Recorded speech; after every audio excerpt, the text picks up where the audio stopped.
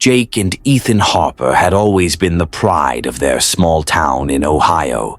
Identical twins, they were admired for their athletic skills, sharp intellect, and striking good looks. They were inseparable, always seen together at school, on the field, or around town. From the outside, they appeared to be the perfect duo, the embodiment of brotherly love and camaraderie. But behind the facade of perfection, something much darker was brewing. As children, Jake and Ethan shared a bond that went beyond the normal closeness of siblings. Their connection was almost supernatural. They could sense each other's emotions, finish each other's sentences, and had an almost unspoken understanding of one another. Their parents marveled at the twins' synchronicity, often joking that they were two halves of the same soul. But as the boys entered their teenage years, their bond began to take on a different, more intense form. It started innocently enough, an extra long touch, a lingering glance. The boundaries between sibling affection and something else, something forbidden, began to blur. Jake, the more outgoing of the two, was the first to acknowledge the change. He felt a deep, confusing love for his brother that he knew wasn't typical, and he could tell Ethan felt it too. One stormy summer night when their parents were away, the tension that had been building between them finally snapped. In the dim light of their shared bedroom, with the rain hammering against the windows, Jake and Ethan crossed a line they had never even known existed. What started as an innocent movie night turned into something neither of them could fully comprehend, let alone articulate. They were just two boys, discovering feelings that they knew were wrong but were too powerful to resist. After that night, their relationship changed. It became something secret, something that neither of them could talk about but also couldn't resist. They were each other's world, bound together by a love that was as dangerous as it was intoxicating. Weeks turned into months, and they continued their secret relationship, hiding it from everyone, friends, family, even themselves. But the more they tried to keep their secret, the more the darkness between them grew. Ethan, the quieter and more introspective twin, began to feel the weight of their secret.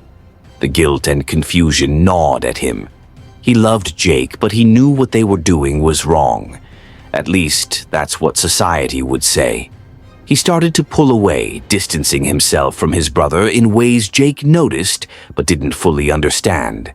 At first, Ethan made excuses to avoid their late-night talks, then their playful wrestling matches, and finally, their long, intimate moments together. Each time Ethan drew back, Jake grew more frustrated, more obsessed. Jake, on the other hand, couldn't let go. For him, Ethan wasn't just his brother. He was everything. Their secret relationship had become his identity. The thought of losing Ethan, of watching his twin slip away into a life where Jake had no part, was unbearable. The more Ethan tried to create distance between them, the more possessive Jake became. He began following Ethan at school, watching his every move, jealous of every person Ethan talked to, especially when he spoke to girls. The jealousy consumed him. One night at a family gathering, things began to unravel. Surrounded by relatives and friends, Jake watched in a fit of jealousy as Ethan talked to a girl from their school. She laughed at something Ethan said, lightly touching his arm, and Jake saw red. After the gathering, when they were back in their room, Jake couldn't hold it in any longer. "What were you doing with her?" Jake demanded, his voice low and furious. "Jake, it was nothing," Ethan said, trying to calm his brother down. "We were just talking." But Jake wasn't having it. "You're mine," he spat, grabbing Ethan's arm, his grip tightening painfully. "You belong to me, not her, not anyone else." "Stop it, Jake," Ethan shouted, pulling away. "This has to end. We can't keep doing this." Jake froze, his mind racing. He had never imagined a life without Ethan by his side, without their secret bond. But now it seemed like he was losing him. For the first time, Jake saw the fear in Ethan's eyes, a fear that mirrored his own. His heart clenched, but he couldn't admit what was happening. Instead, he pushed harder, clinging to the only thing that made sense to him: Ethan. Ethan, sensing the gravity of the situation, decided that it was time to create distance for good. He started spending more time with other friends, joined new clubs, and did everything he could to build a life outside the suffocating bond he shared with Jake. But no matter how hard he tried, he could feel Jake's obsessive love pulling him back like gravity. It wasn't just Jake's jealousy. It was the power of their shared secret, the forbidden nature of what they had done. It bound them, even when Ethan desperately wanted to be free. Their once carefree connection had become a prison. Every moment spent together now felt strained, suffocating. Jake's jealousy and possessiveness grew more intense by the day. He watched Ethan constantly, suspicious of everyone his brother spoke to, every glance exchanged with another person. He couldn't stand the thought of Ethan being with anyone else. The more Ethan distanced himself, the tighter Jake tried to hold on. The tension reached a boiling point one evening when the twins went out with friends to a club. The loud music, flashing lights, and crowded dance floor were supposed to be a distraction, a chance to blow off steam. But as the night wore on, Jake's eyes kept wandering to Ethan. His brother was talking to a guy at the bar, and Jake's jealousy flared uncontrollably. At first, it seemed harmless. They were just chatting and laughing. But soon, Jake noticed the guy lean in and say something that made Ethan's face fall. Without thinking, Jake pushed through the crowd, his mind clouded with rage. He couldn't stand seeing anyone hurt his brother. No one had the right to come between them. The confrontation that followed was brutal. Jake's fists flew, and by the time the bouncers pulled him away, the other guy was bleeding and bruised, stumbling out of the club. Ethan, horrified by Jake's actions, pulled him aside. "What the hell, Jake?" Ethan shouted, his voice shaking. "What was that?" "He doesn't get to treat you like that," Jake muttered, his eyes wild.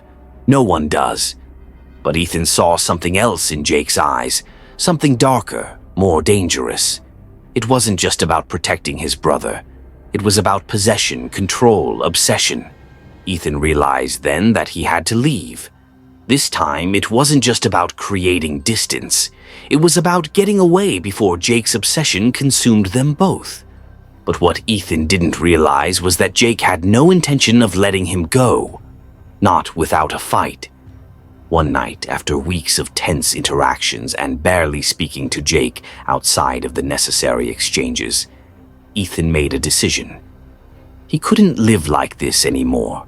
It was late, the house was quiet. Their parents had gone to bed, and Ethan could hear the soft hum of the television coming from the living room where Jake had been sitting earlier.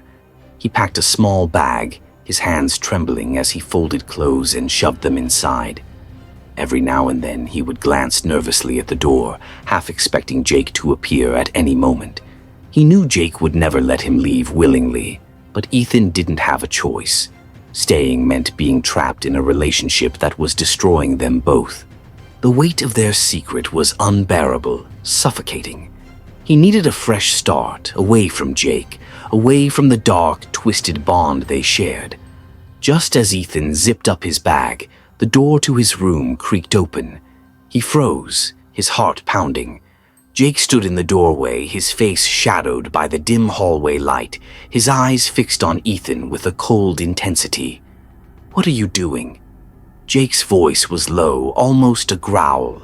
Ethan swallowed hard, trying to keep his voice steady. "I'm leaving, Jake. I can't stay here anymore. Whatever this is, it's destroying us. I need to get away.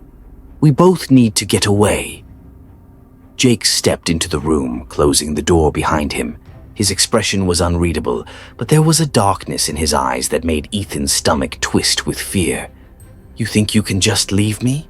You think I'll let you walk away from me like this?" Ethan took a step back, his heart racing. "Jake, this isn't about leaving you. It's about saving us. We can't keep doing this. It's wrong, and it's hurting us." Jake's face twisted in anger. "Wrong? How can you say that? After everything we've been through, everything we've shared, you're just going to walk away." "I have to," Ethan whispered, tears welling up in his eyes. "Please, Jake, let me go." But Jake shook his head, his expression hardening. "Number, you're not leaving. We belong together. No one else will ever understand us like I do. You're mine, Ethan. You'll always be mine." Ethan took another step back, but Jake was quicker. He lunged forward, grabbing Ethan by the shoulders and pinning him against the wall. "You can't leave me!" Jake's voice was wild, filled with desperation and fury. "We're supposed to be together forever." "Jake, you're hurting me," Ethan cried, struggling to break free, but Jake's grip only tightened. Panic surged through Ethan's chest as he realized Jake wasn't listening, wasn't thinking clearly. "Let go of me," Ethan shouted, shoving Jake away with all his strength. Jake stumbled back, momentarily stunned by the force of Ethan's push, but the moment was short-lived. In a flash of rage, Jake's eyes flicked to the bedside table, where a heavy, decorative lamp sat. His hand reached out, grabbing the lamp, his knuckles white as he gripped it tightly. "Jake, don't," Ethan started, but it was too late. With a roar of anger, Jake swung the lamp at Ethan's head. The world seemed to slow down as the blow connected with a sickening thud. Ethan's eyes widened in shock, his knees buckling beneath him as he crumpled to the floor. Blood began to pool around his head, staining the hardwood with a deep crimson. Jake stood there, frozen, the broken remains of the lamp still clutched in his hand. His breath came in ragged gasps as the reality of what he had just done hit him. He looked down at Ethan's motionless body, a wave of cold dread washing over him. "No, no, no," Jake whispered, dropping to his knees beside Ethan. He grabbed his brother's limp body, pulling him into his arms, cradling him like he had so many times before when they were children. But this time was different. This time Ethan didn't stir, didn't open his eyes. "Ethan, please," Jake sobbed, rocking back and forth, tears streaming down his face. "Please wake up. I didn't mean it. I didn't mean to." But it was too late. The blow had been fatal. Ethan was gone, and Jake was left alone in the silence, surrounded by the overwhelming weight of his actions. The next morning, their mother found them. She had gone to check on the boys when they hadn't come down for breakfast. As soon as she opened the door to Ethan's room, the scream that tore from her throat echoed through the house. Her husband rushed to her side, and together they stared in horror at the scene before them. Ethan's lifeless body cradled in Jake's arms, both of them drenched in blood. The police arrived within minutes. The Harpers' quiet suburban home quickly became a crime scene, the once warm and lively house now filled with the cold, sterile sounds of detectives and forensic teams. Jake was arrested on the spot. He didn't resist. He didn't say a word. He just stared blankly as the officers led him away, handcuffs tight around his wrists. Jake, now serving his life sentence in a maximum security prison, rarely spoke to anyone. He spent most of his days in isolation, haunted by the memory of Ethan. He had once believed that their love was unbreakable, that no one could come between them. But in the end, it was his own obsession that had destroyed them both.